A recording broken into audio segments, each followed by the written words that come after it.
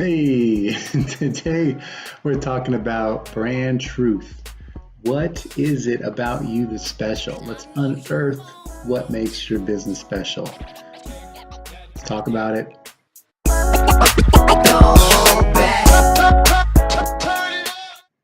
All right, let's jump into it. Brand truth, unearthing what makes your business special. Why are you unique? Why are you different? What's special about your company? Why did you start this thing in the first place?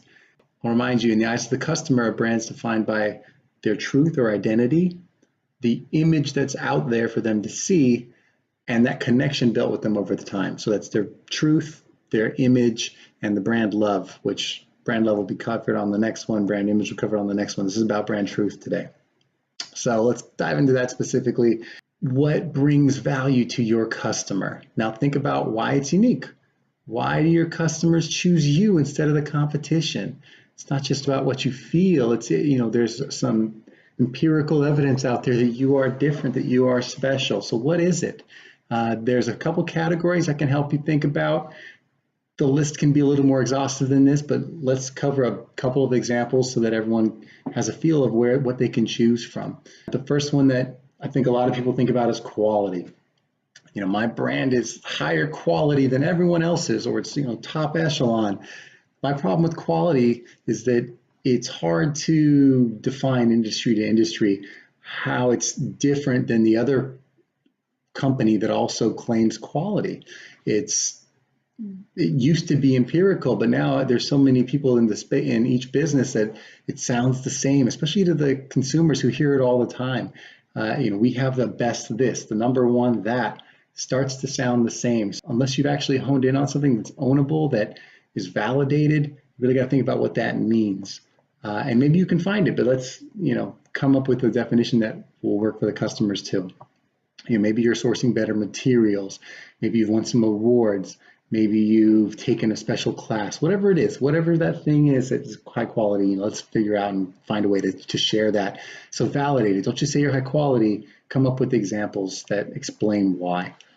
Another one that you can lean into as a special differentiating point is that you are convenient. Maybe you're just more accessible. You are quicker. You're a quicker option. You're a more local option. You are something that is easy for them to accomplish, or you break it down simple for them. Whatever the thing is, convenience can be something that is important to a consumer because their time is valuable. So anything that saves them that time or makes something easy is a big win for them. Service is another one. You've all seen it. You go to a store, if you're not treated right, you're going to talk about it. So being that place that conveniently delivers a better service, a better experience, typically wins out because it's hard to be consistent in that space. So hopefully, you're giving the customers the attention they deserve and you're doing it better than the other people. Or maybe in terms of a history behind your business, maybe you just have more experience, especially if you're a service-based business. Maybe you have a longer resume, you've worked with more people over a longer period of time, or have done the exact thing that they're looking for more than anyone else has, or at least enough of a long amount of time that you're not competing with people that are just starting out in the business. So experience could be something to lean on too. Innovation, this is a tough one, especially if you're in a business that's been around a long time, but finding ways to either develop a product that's different or special or does something in a unique way could win. Maybe it's not that you're innovating the product itself. Maybe you're innovating the experience or the way you're communicating with customers or how you're delivering them added value in terms of content or education. Whatever that might be, think about it. There might be ways to innovate in your space beyond your actual physical product. Specialization can be something that you lean into that differentiates your business. Specialization being you focus on a particular niche, and that niche gives you some credit. In other words, if you're an accountant, maybe you're an accountant for auto companies, and that means that you know the nuances of that company that more generalists don't. Or maybe you have a particular type of financial advising company, and you specifically work with CMOs all the time. Whatever that thing is, you can then start to put out content behind it that says, this is what we do all the time. This is how we specialize. hear some articles about that particular niche, and suddenly it really resonates with people. Or you're giving testimonials of that exact specific thing, and they're like, that sounds like me. And that's what you really want, is that connection of, I need this thing, they've done this thing for this exact person that's just like me. Suddenly you have an advantage. Personalization is another one you can lean into, try. Maybe you're already doing it. This is where you have a skill or product that's built on an individual's need. I like this one, especially for a business that has a particular location or specialization, because you can cater your product to one person's need or a smaller group of people's needs, whereas a larger business that you're competing with has to water it down to serve the broader base. And that's a disadvantage for them, an advantage for you. So lean into that, figure out how you can develop particular skills or sets of products, or even communication that works for that particular smaller niche, and specialize in that and personalize it to that group. Now, this list may not be perfect. It's not exhaustive. There will be more on it. But the point is that you need to hone in and find out what sets you apart. That's how you get to your brand truth. My guess is that most of you have thought about it. It's, this isn't new information, but what sets you apart, it still needs to be validated. Maybe you thought of an idea. This is what I think it is. But do you know that is the thing, or that thing isn't, that's enough? Maybe you have quality products, but so does everyone else in your space, and quality isn't a notable trait yet. Your products may be excellent, but in most businesses these days, quality means that you're innovating in the space, bringing new methods or new technology into your products. Otherwise, the customers don't see the difference. I guess my point is, make it noticeable, the advantage, because if it's just a hair better, it sounds the same as everyone else. Another example could be that you have a product that is sourced from a different place that no one else has access to.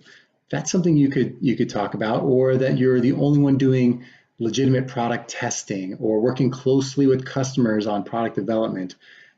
The closer you are to the customer, the more likely you are to win, and that is ownable.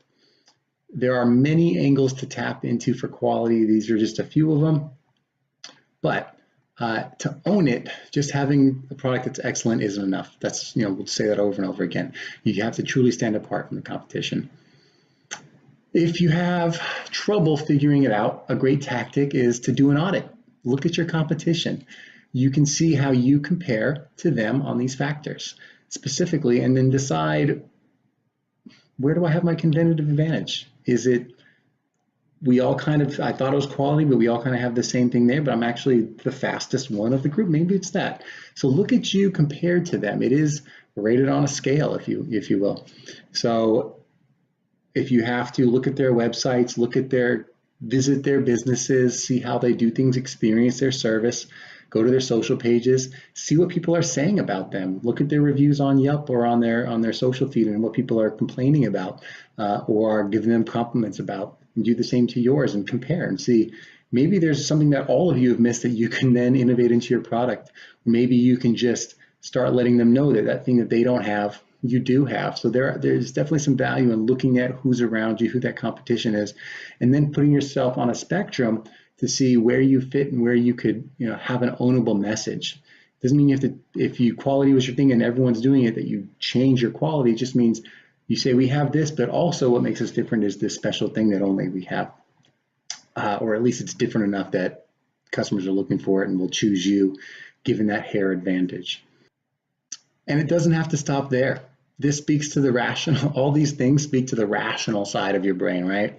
But to really resonate with the customer, you need an emotional component of your truth as well. What do we mean by that?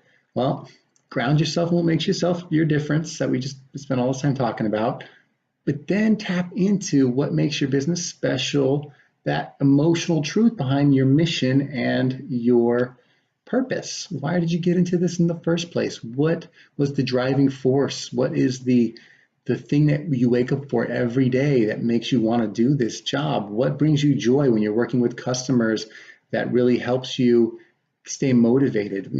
Those things that drive you, the reasons you got into this business, the mission you've set for your company, are the reasons that customers connect with you. It's that emotional piece. So really ground yourself in your truth. and your mission and the why of the business, and you'll start to see that truth starts to come up and resonate with the customer. It's not just that you have a component that's better or quality that's better. It's that you have an emotional connection that makes sense for them, that resonates. You have those two things, you're along the right path. When you can answer those questions, you'll start to have attributes that your customers can relate to, which helps them feel a connection with the business. And the best part is the big companies that you're competing with, they're less connected to that truth. They probably have done the research to know like what makes them better, but they still have to cater to a big audience. So there's you tapping into why you're in this business, especially in your community or in your neighborhood. You have the advantage of being the person to person, developing a relationship one-on-one that you'll always have that leg up on, because they don't have the manpower to get to all the people being at broad scale. Maybe they started with great service, but they sacrificed service for profits over time as they grew. Or maybe they used to innovate, but they stopped trying new things as they found a few winners that were most profitable and had to lean into those. There's always little things that you could be doing to take advantage of being a little bit more nimble than the big guys. And as a smaller company, you can stay true to your mission and keep trying new things that provide value to your customer. Again, look back at the value exchange and see where you can deliver on that. I hope you enjoyed this. That's what we got for today, talking about how do you lean into your brand truth? How do you come up with those things that really make you different? I hope that has helped ground some of the theory, some of the thought process, and has given some insight. Please, obviously this isn't exhaustive, but if you have feedback or you want to contribute, I would love to hear from you. Also, if you found value in this post, we'd love for you to share, tell your friends, like it, put it out into the community. Your interaction really helps, and I thank you for your time.